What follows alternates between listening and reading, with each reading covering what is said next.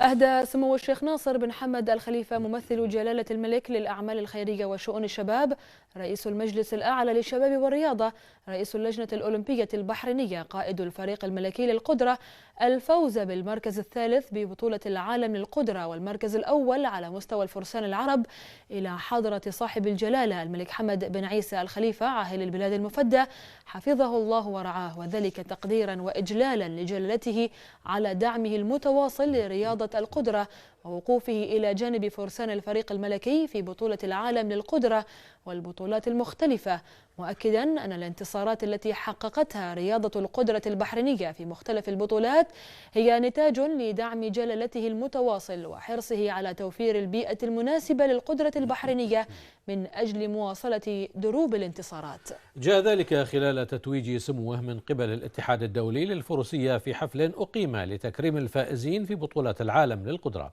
حيث قام الشيخ خالد بن عبد الله آل خليفة النائب الثاني لرئيس الاتحاد الدولي للفروسية بتكريم أبطال العالم، إذ تم تكريم سمو الشيخ ناصر بن حمد آل خليفة بالمركز الثالث والأول على مستوى الفرسان العرب، والفارس الأسباني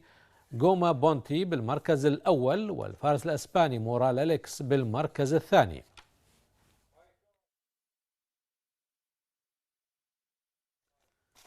وعلى مستوى الفرق تم تكريم المنتخب الأسباني بالمركز الأول، وفي المركز الثاني جاء منتخب فرنسا، وفي المركز الثالث المنتخب الهولندي. وأكد سمو الشيخ ناصر بن حمد آل خليفة أن مملكة البحرين البطل المتوج لبطولة العالم للقدرة، وهذا الإنجاز يضاف إلى سجل المملكة المرصع بالإنجازات في رياضة الفروسية والتي باتت رقما صعبا في السباقات، مشيرا سموه إلى أن رياضة القدرة البحرينية أضحت في وقتنا الحالي تسير بخطى ثابتة نحو الارتقاء المتواصل لتأكيد نجاحاتها وانتصاراتها التي جاءت بعد عمل دؤوب ومتواصل وتخطيط مستمر لإيصالها إلى هذا المستوى المتطور.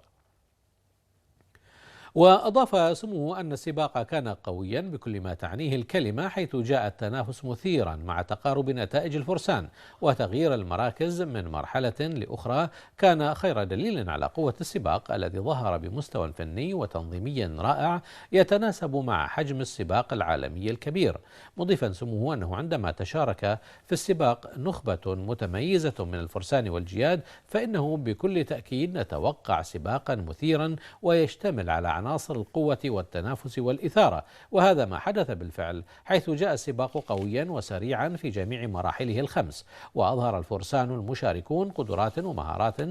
ومهارات سباقات القدرة من حيث السرعة ومهارة التحكم والتحمل خلال السباق، بالإضافة إلى الخطط الفنية العالية التي وضعت لهذا السباق الكبير، الأمر الذي جعل منه من أفضل السباقات العالمية. وأشار سموه إلى أن الفريق الملكي شارك في هذا السباق وحرص جميع الفرسان على تقديم مستوياتهم المتطورة رغم عدم إكمال البعض منهم للسباق بسبب الإصابة في مراحل مختلفة وعدم اجتياز الفحص البيطري، مشددا سموه التأكيد على أن الفريق الملكي حقق الهدف من المشاركة في هذه البطولة التي شهدت مشاركة كبيرة من فرسان العالم. وبين سمو الشيخ ناصر بن حمد آل خليفة أنه منذ وصول الفريق إلى سلوفاكيا كانت أهدافه المنافسة على اللقب، وتمكن من التواجد في جميع المراحل والوصول إلى المرحلة الأخيرة والتي كانت حاسمة في السباق، وتغيرت فيها المراكز بصورة كبيرة حتى بات الفريق الملكي في المركزين الثالث والرابع.